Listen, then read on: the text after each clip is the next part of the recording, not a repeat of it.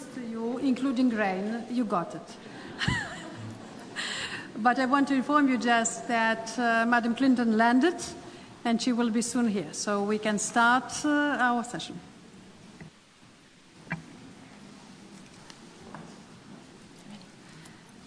Excellencies, representatives of government and civil society, distinguished guests and colleagues, my name is Wendy Patton, and I am the Special Representative of the OSCE Chairperson in Office for Gender Issues. I'm honored to be here today among such a distinguished group of speakers and participants in this extraordinary conference.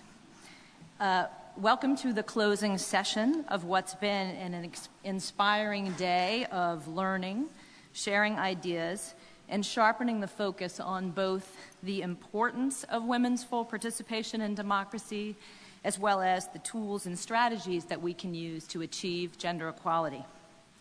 Here's how we're going to organize our last session of the day. First, I'm going to give a brief preliminary overview of some of the key themes and some of the ideas that have emerged from the discussions today.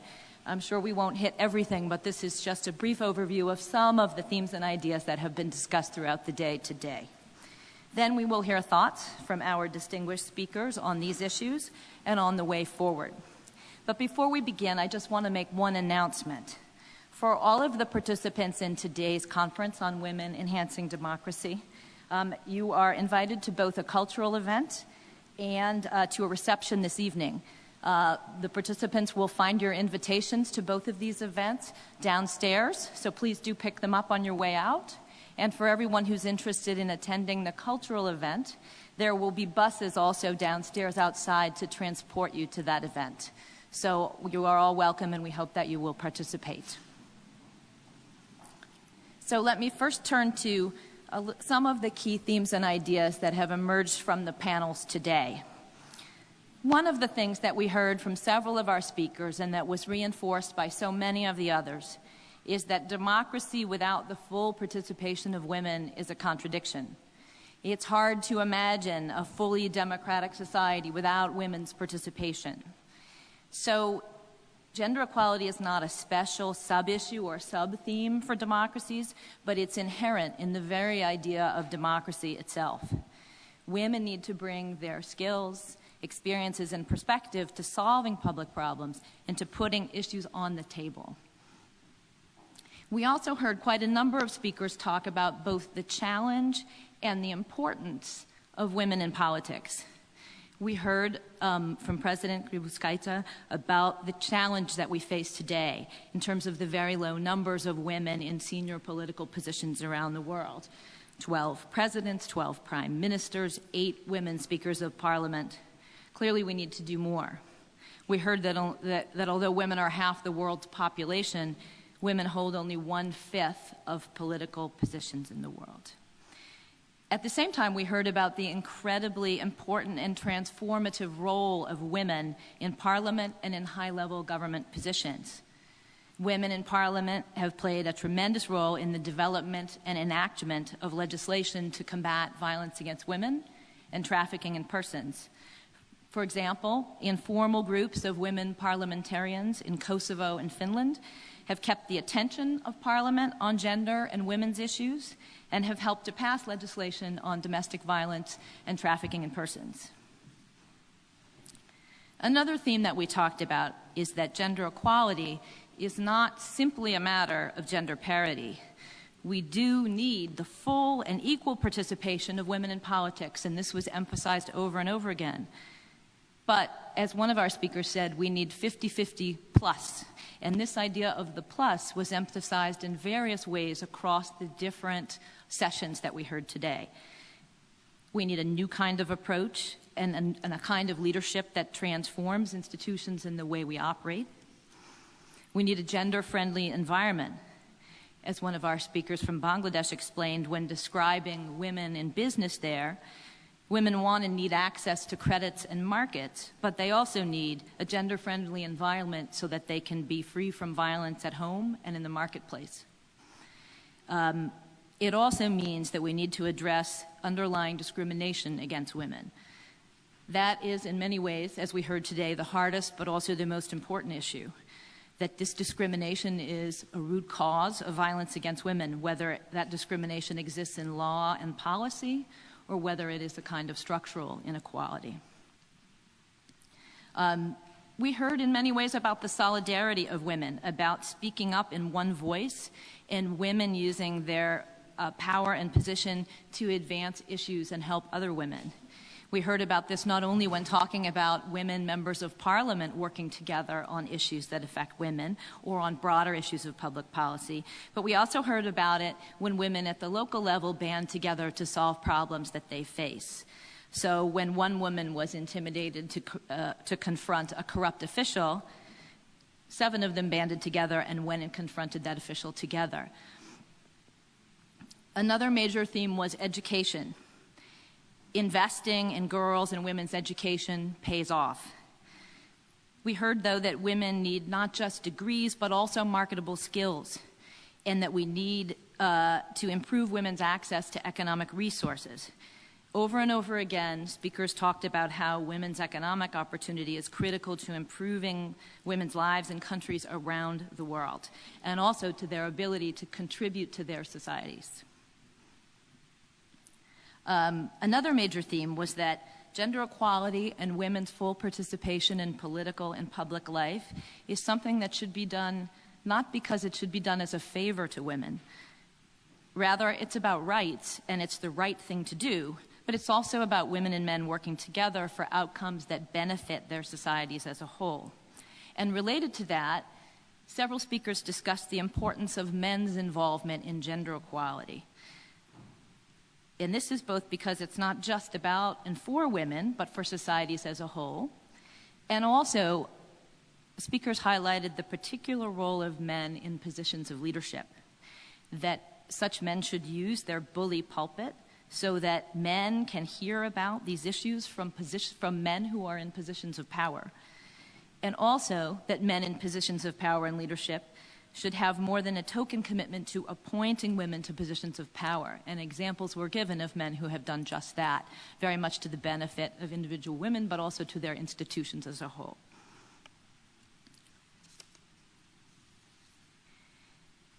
In terms of how we make the case for a whole variety of issues that impact women and for gender equality, several speakers mentioned the importance of research and data, that the case should be made empirically to put the issue on the table and to then drive the discussion toward serious engagement with issues and to develop solutions. Several speakers talked about legislation, but I think a couple of points are particularly worth merit right now. One is that legislation is a foundational basis for addressing violence against women. But what speakers emphasized repeatedly was that legislation needs monitoring, it needs follow-up, and it needs full resources for implementation, including training of all of the key actors involved. Police and prosecutors, to be sure, within the justice system, but also of the broader society, and in particular, victims and survivors of violence, so that they can understand their rights and how to access protection and justice from the justice system. 2 last points. One is on the rule of law. The rule of law is crucial to any strong democracy, and I think participants here today heard about that point over and over again. There must be accountability for crimes of violence against women in particular. As we heard from the Deputy High Commissioner for Human Rights, a culture of impunity is the greatest threat to human rights.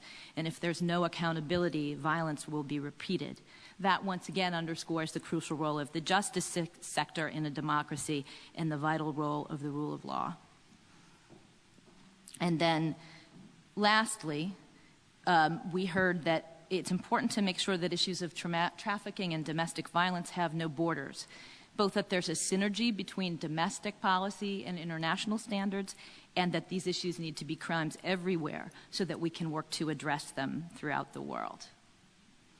So that, I hope, gives you a sense of the major issues that we discussed today and the different themes and strategies for finding solutions to the many challenges that we discussed.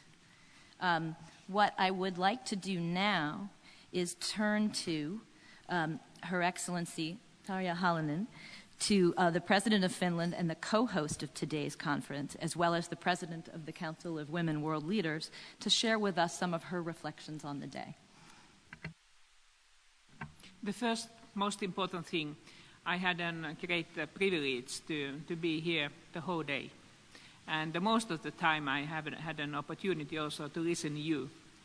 I had some bilaterals here, what has been agreed beforehand, but mainly I have been listening to you.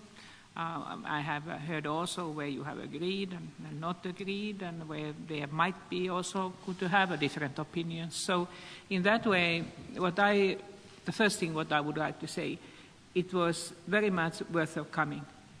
I think so that it's really important, crucial issue. And I have the feeling what I have had in United Nations already earlier during some recent years, that it was the time when it was a little bit old-fashioned to speak about gender issues. The oldest of us, we remember the Beijing meeting and all this happiness after that, even it was a hard work. But then meeting after meeting, the results were worse and worse, and then we stopped having the meetings in order to keep some kind of frames for the work. And then I think that it was also this violence concerning the women that in somehow opened our eyes. It was a terrible thing, of course, but we noticed that, hey, that things cannot go so that we are silent, that we have to do something. And then I think that these issues concerning the violence and also these resolutions of United Nations, they have been very, very important. And in a way, it has unveiled this situation. We have to see that this kind of the mass raping and all kind of these very terrible things, that they cannot go on without noticing and doing something for them.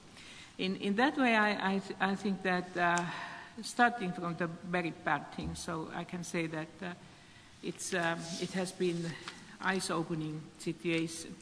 But then we have also noticed, of course, that even the well-known resolutions 1325 and 1820 and all these have been so essential for us. In a way, they have been the legal assets also for us. So we have noticed that in the time of the conflict, in the matter of fact, all the weak points of the society comes out. And then we see that there is all the time, in the matter of fact, such kind of gender-based violence. And the better the society is in peacetime, so the better possibilities the society is also to resist and survive from the conflicts. So in that way, nobody is safe, but we have to work all the time. And what we noticed also, what I think that we have not yet discussed so much, what I would give for the further, it has been some comments, very important comments, that women are not only victims in the armed conflicts, but they should be also the actors for the sustainable peace, for the more durable peace. And so I think that we should very practically propose that in the next peace negotiations and processes, we could always ask, like it has mentioned here, where are the women? How many women you have? Which kind of the contact you will have for that? And you might got, especially when you work now, and that's a good benefit for us in these issues, that we could support very strongly you when you will next time to ask that, where are now the women building the new system?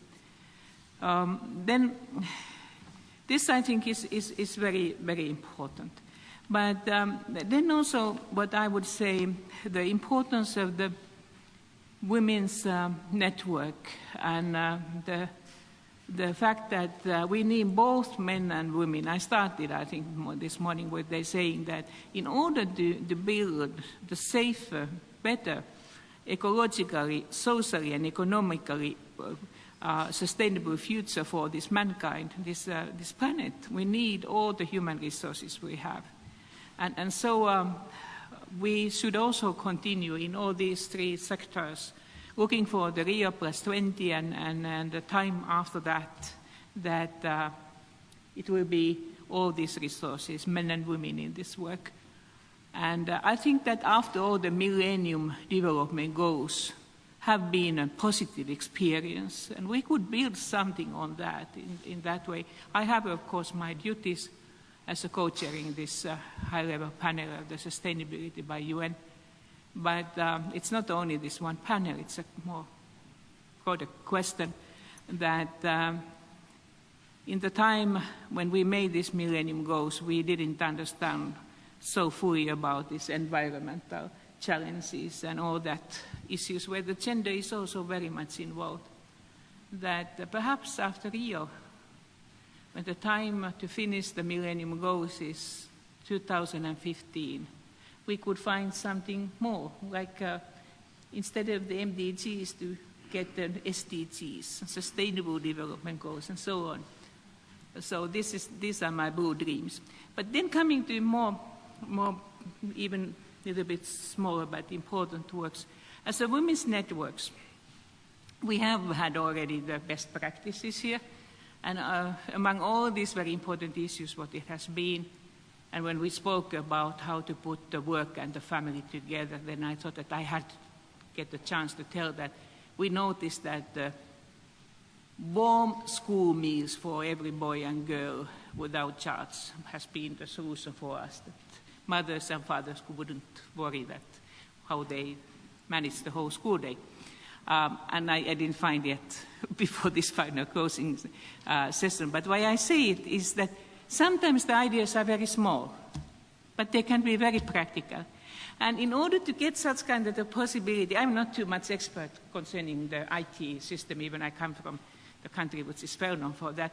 And I asked that, would it be difficult to create a Facebook for the women who have been here, that we could continue after these meetings to having a possibility to change our opinions, to do this work.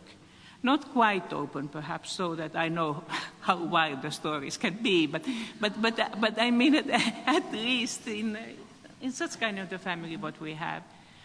Let's work for that, because I would like to hear your opinions also later on, and not only here.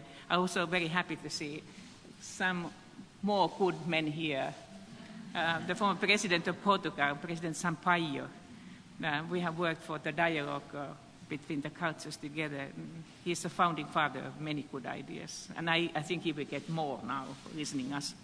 But anyway, so thinking that how we could do these kind of things, the continuation, good meeting, good encouragement, good sharing of the expertise, but then how could we continue our friendship? Thank you.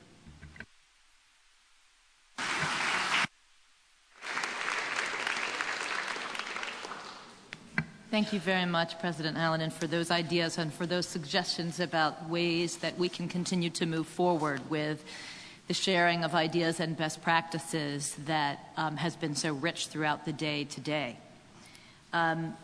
We are very pleased to have with us this afternoon Margot Wallström, who is the Special Representative of the UN Secretary General on Sexual Violence in Conflict. She is a former minister in Sweden and vice president of the European Commission, and she has long worked on women's issues in her various capacities and has promoted women's participation in political and public life through her various roles. And given your work at the UN, we would very much appreciate hearing a bit of a global perspective on some of the issues that we've been discussing today. Ms. Wallström. Thank you very much. I'm the Special Representative on conflict-related sexual violence. It makes bad dinner conversations. And especially if you think of that bigger picture of women and girls all around the world, which has been confirmed during this conference, first of all, not even being registered as individuals or depending on a man to be registered. So they don't even exist, many of them. They then are mutilated, they are denied access to education, they are impoverished, they are burnt, they are raped, they are silenced, they are shunned by their families very often, they are tortured and very often killed. This is the life of women around the globe today, if we want to look at all the problems and challenges we have in front of us. So of course you could get totally overwhelmed, but the thing is, we're in the hope business. I prefer to look at it that way. All of us who work for the United Nations. And we see it not as a mission impossible, but as a mission irresistible. Since time immemorial, there has been a link between war and rape. And it has been, until now, seen as an inevitable consequence of war and conflict. We are changing that. We have put it on top of the agenda of the Security Council. We've said that this can and must be rooted out. And to quote Madeleine Albright, or to rephrase an expression used by Madeleine Albright, this is not cultural. It exists in all parts of the world. Remember what happened in our own continent during the Balkan Wars. It is not sexual, because it is rather aggression taking a sexual expression, not the other way around. It's criminal. And this is how we have to treat it. And that is actually what we are working on. I think that this is an excellent opportunity for all of us who are here, for example, to start to use the real phrase, not trafficking, but saying that it is actually sex slavery or sex trade, and start to abandon an expression that seems as if we are dealing with transportation of some kind, and instead tell the truth about what it is. And I have become maybe more and more militant in that I do believe in quotas, because I think that the alternative to quotas is to either wait for another 175 years until we will on a natural way reach the same level of representation as men, or continue with the system that we have today, which is, I don't think, fairer, because it means that men choose men. So we just have to make sure that we put all these competent, excellent women in places where they belong, and that is around the table where important decisions are being made. I am actually sent here, or I'm representing the Secretary General himself, and he wanted me to pass on a message, and I can read that short message, but allow me first to say that I think the work we have to do from now on, because the idea must be that we do something practical, and our moderator has given us a rather exhaustive summary of what has been discussed, but I think it has to do with representation, women representation. It has to do with the law. We have to make sure that there are legal rights either created or respected, the existing ones. It has to do with equal pay and equal rights and opportunities and possibilities in society. It has to do with shared responsibility for the children and also to mobilize the men in doing so. And it has to end violence against women, including conflict-related sexual violence. And to just in one short story to tell you what it's all about and the effects of rape used as a weapon of war. I see this young girl, 17 years old, that I met in Goma. She came to a salle d'écoute, which is the American Bar Association that has started these places where this young girl came with her father to actually tell her story and see if she could seek justice. And she would not look anyone in the eyes. She kept her arms around her like this, as to protect herself. And her father told her story, which was unusual, because normally many of them are totally shunned by their families, and they bear the shame of having been raped, not the perpetrators. But her father told her story that she was the most promising student in her school. She had the highest marks. She was one of the most promising girls in her school. And one day, a few soldiers in a jeep stopped her and asked her to buy cigarettes for them. And of course, she did not dare to say no. So when she returned with the cigarettes, they abducted her and took her to a house where she was kept for, I think, almost a week. And when she got back from that, of course, the light had gone out. And this is what I think we must keep in mind, because she was the future of the DRC. She is the future of that country. When this is done to so many women and young girls, you destroy your own future. And it is not only her, but it is also her siblings, it's her whole family, and one day her own children, if she will ever have any. So I think that we have to be able to describe the dire consequences of rape being used as a weapon or a tactical war. From Mr. Ban Ki-moon, who has now been also re-elected as Secretary General of the United Nations, he wanted me to say the following to you. The issue you are discussing today is high on the agenda of the United Nations. We have long worked to promote greater participation of women at all levels of society, and recent events bear out the importance of our activities. In Egypt, Tunisia, and elsewhere, women are in the vanguard of demanding democratic change, human rights, dignity, and opportunity. And may I add, if there was a spring, an Arab spring, I hope there will be an Arab summer for the women.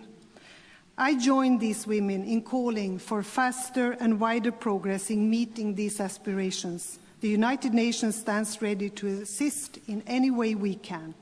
We know that when women are marginalized, democracies are threatened. When women are included, democracies thrive. And when women take their rightful leadership roles, all of society benefits. Thanks largely to the efforts of women themselves, we have seen great advances in recent decades. More women in more countries are taking their place in government. But fewer than 10% of countries have female heads of state and government. So these are, of course, leading, they are role models and very important role models. Fewer than 30 countries have reached the target of 30% women in national parliaments. We need to take specific steps to close this gender gap. Experience shows that the democratic ideals of inclusiveness, accountability, and transparency are only achieved through laws, policies, and special measures that address inequalities. Moreover, it's not enough to push for women's participation only during elections. Our work to ensure gender equality must start with girls getting the food, healthcare, and education they deserve, equal to boys. It must continue through all stages of life, and it must cover all realms, from the world of business to the halls of government and beyond. The United Nations has amply documented how women's involvement contributes to building more transparent and inclusive democracies. We've seen this in our support for women in agriculture and the media, in judicial systems and grassroots networks, in peacetime and post-conflict settings. I am working to incorporate a gender perspective into all UN democracy-building activities. UN Women, our new agency, is leading the campaign for gender equality and women's empowerment around the world. And the UN's Democracy Fund finances projects in more than 100 countries to strengthen the voice of women, from supporting women's work for peace in Colombia to training women in the rule of law in Sudan, from educating women voters in the Arab world to creating a women's parliament in Azerbaijan. Welcome.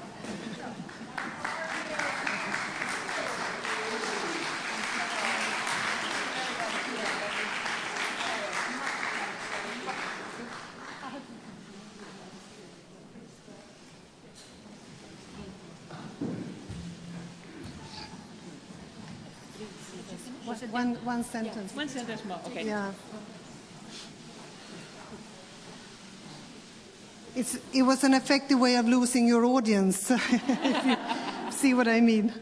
So the final sentence from Ban Ki-moon, the UN Secretary General, he says that these are vibrant times in democracy assistance. Your discussions can contribute to our global drive for all people to enjoy the rights and responsibilities of true democracy, and I wish you great success. Thank you. Thank you.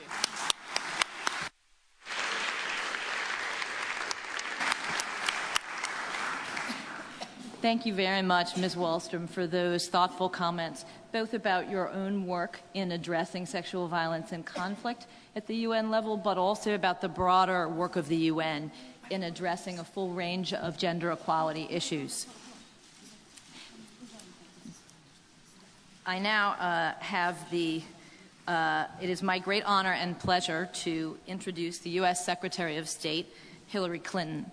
Secretary Clinton has been a strong voice for women as a Secretary of State, as a senator, as First Lady, as a lawyer, an advocate, and a student. Throughout her nearly 4 decades of public service, she has exemplified contributions that women can make to democracies and to solving a wide array of public problems, including those that especially affect women and girls. Secretary Clinton. Thank you very, very much. And thank you for your patience. I appreciate greatly being here for this important conference as part of the community of democracies beginning its second decade. And I want to acknowledge those who are on the podium with me. Thank you, Wendy, for that introduction, and Margot Wallström, thank you for the work you're doing, and my friend, the President from Finland, who has been a great leader in so many of these issues for so long, and my friend and our host and our ally in this important conference, Dalia, thank you so much for everything that you have done. It is such a pleasure for the United States to be co-chairing the Community of Democracies Working Group on Gender Equality and the Promotion of the Rights of Women, with a trailblazer when it comes to women in politics. And I am delighted to see in the audience so many distinguished leaders from across the world. In addition to the presidents of Finland and Lithuania, we have also Mongolia, Kosovo. I know Cathy Ashton will also be part of this important conference. And I'm also told by our global ambassador for women's issues, Milan Verveer, that the conversation has already been very productive. I think this is an important time for us all to pause and take stock of where we are as democracies and whether we are fulfilling the promise and potential that we so believed in over the last decades. When the Soviet Union collapsed here in Europe, we knew that there was a lot of work to be done to build democratic institutions, to ensure the rule of law, accountability, transparency, protection of minorities, a free press, an independent judiciary, and so much else. But we also knew that if democracy did not deliver in tangible ways in improving the lives of people, there would be great disappointment. And it was essential that women, half the population, needed to be given the opportunity to fully experience the benefits of freedom. I'm not sure we could have foreseen even 10 or 11 years ago how much progress has been made. Just look at Lithuania today. Not only has it conducted a very successful chairmanship of the Community of Democracies, but it is setting a high standard for the rest of us. A female president, a female Speaker of Parliament, a female finance minister, and a female defense minister. Why, pretty soon they're going to start comparing Lithuania to Finland.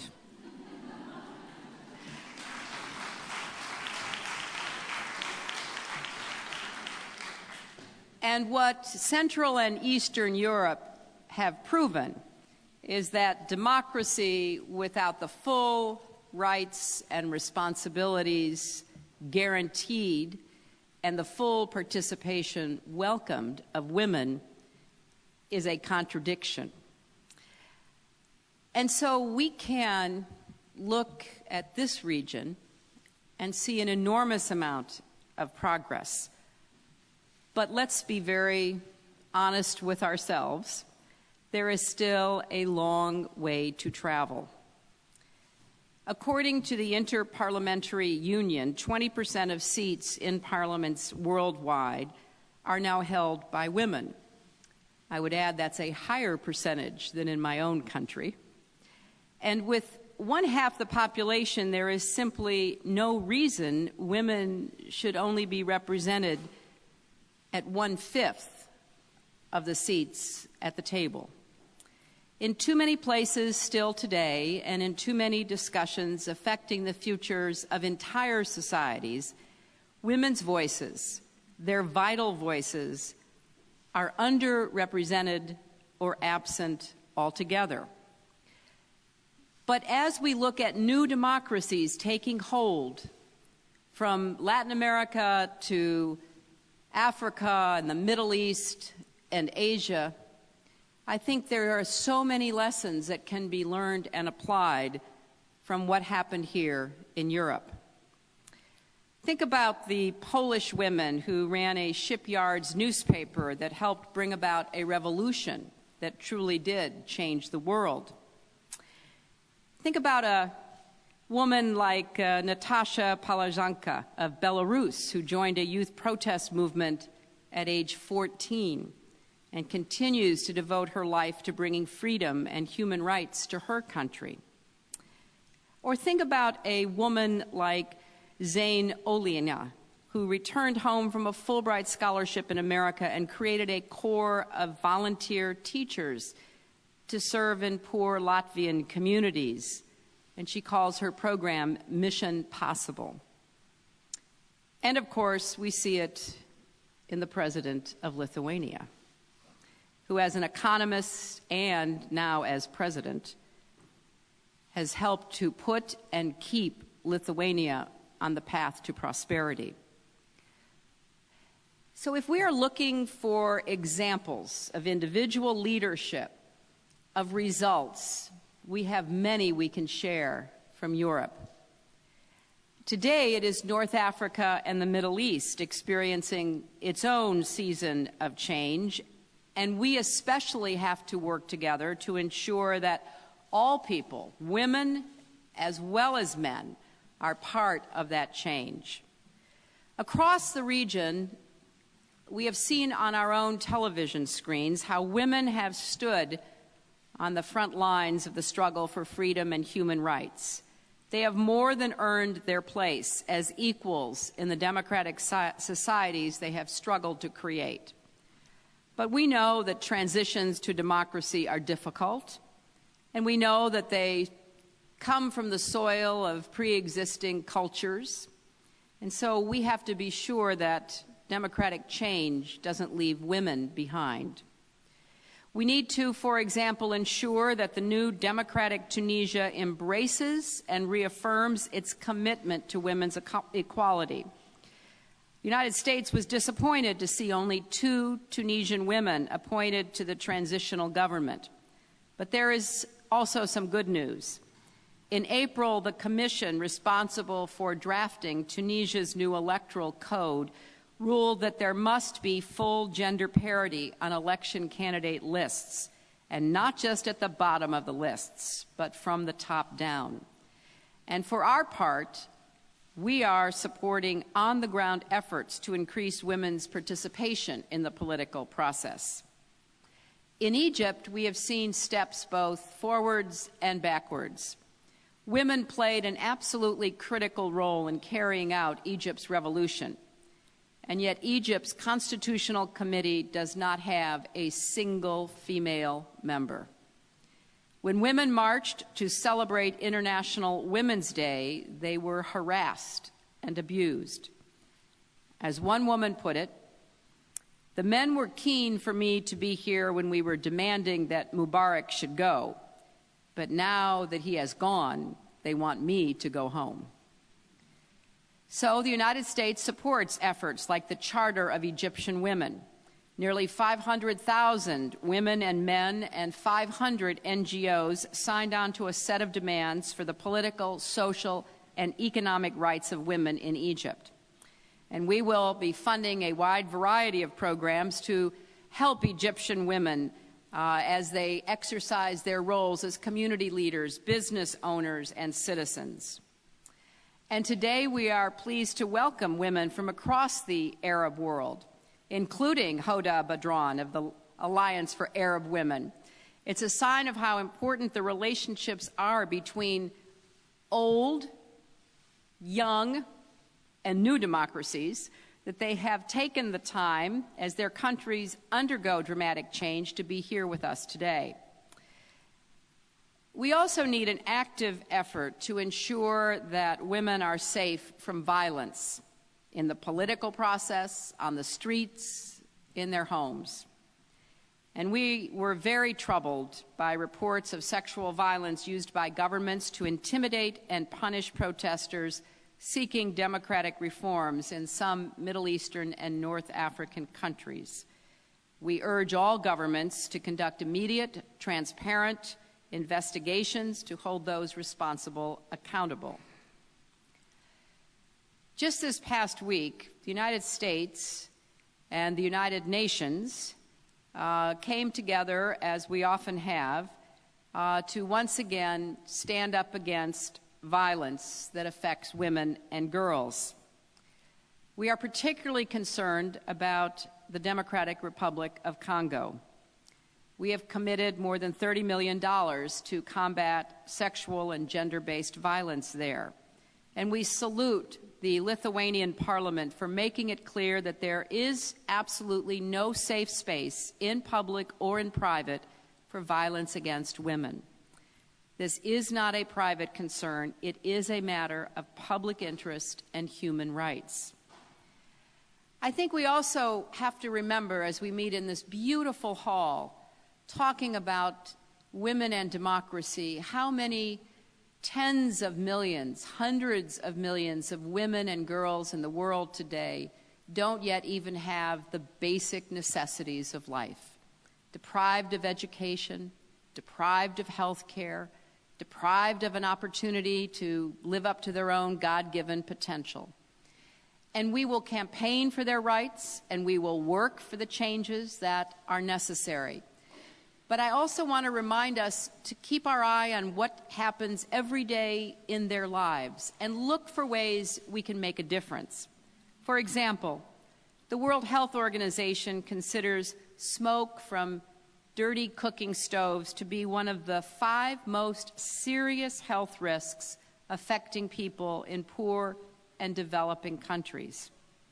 And who's mostly hunched over those stoves, breathing that dirty air, harming their health, shortening their lives? Who mostly is wandering for hours looking for fuel, either trees and twigs or dung? Who is it that really bears the brunt of the work that is done day to day in most places in the world? Well, it is women and girls. And in an effort to try to provide clean cook stoves in 100 million homes by 2020, the United States, along with many other countries, led by the United Nations Foundation, is part of the Clean Cook Stoves Global Alliance. Because we think changing the conditions of women and girls must go hand in hand. Their economic, political, and social empowerment must be addressed simultaneously. This January, as a commitment to the community of democracies, the United States brought together more than 120 women from Azerbaijan, Armenia, Georgia, Turkey, Greece, and Cyprus, who own or wish to start small to medium-sized businesses to kick off the Invest for the Future initiative. We want to help women across the world to train, network, and connect so that they too can start businesses to support themselves and their families and eventually employ their neighbors. And we will be expanding this program into Central Asia, the Balkans, Moldova, Belarus, and Ukraine. We are especially appreciative of the work that has been done by so many of the European leaders represented here. We thank all of you for that support. I particularly want to thank the Scandinavian countries for the work you do to integrate refugees into your societies by giving women access to work and education, and by protecting women from the scourge of human trafficking. I want to acknowledge the programs that the Netherlands are running to train civil society leaders and businesswomen in Afghanistan. And I want to thank Lithuania again for your support for women entrepreneurs in Georgia, Afghanistan, Belarus, and Ukraine. We want to do more to figure out what it is women themselves want, because we don't want to be in a position of imposing or trying to sell ideas that may or may not be responsive to the needs that women themselves have. Through the Gender Equality Working Group, we partnered with the Netherlands to put together dialogues with female civil society leaders. The first meeting was in Tunisia in May. It brought together women from Tunisia, Morocco, Yemen, Egypt, Iraq, and Lebanon. So our work is to help empower and enable, to convene, and then to support. Our struggle is not just about the choices people make in the voting booth. It's about all the choices that should be available to women today: to study, to take out a loan, to inherit money, to win custody of children, to start a business, to drive. Sometimes dignity means nothing more profound than to walk safely to fetch water or visit a friend without fear that you'll be beaten, harassed, or kidnapped. But for too many women in too many places, even these most basic rights remain a distant dream. Whether you are a woman in downtown Cairo, or a mother in a small Indian village, or a girl growing up right here in Vilnius or in New York City, we have to send a clear, unmistakable message that young women, just like young men, have the right to their dreams and their dignity in the 21st century. When you look back at the last 300 years of history, you can see a pattern. You can see that the 19th century, the great human rights struggle was against organized slavery. The 20th century, the great struggle was against totalitarianism. The great struggle of the 21st century is to ensure that women are fully given the rights they have as human beings in their families, in their societies, and in the world. So let us work together day by day to make sure that when we meet again 10 years from now, we will be able to look back on progress. Not only continuing progress in my country, which someday perhaps will match Finland and Lithuania with having a woman president, but in every country, everywhere,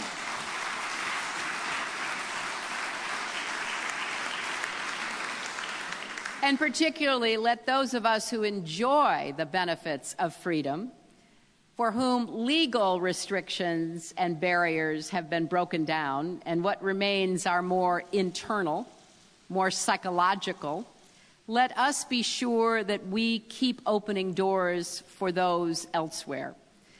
We cannot take any solace in our own freedoms when women elsewhere are denied those same rights. So this is a great opportunity for us to come together and acknowledge that women's progress is essential for global progress. And the United States stands with all of you as we make that progress together. Thank you all very much. Now, what room is this usually for? What is this room for? It's usually for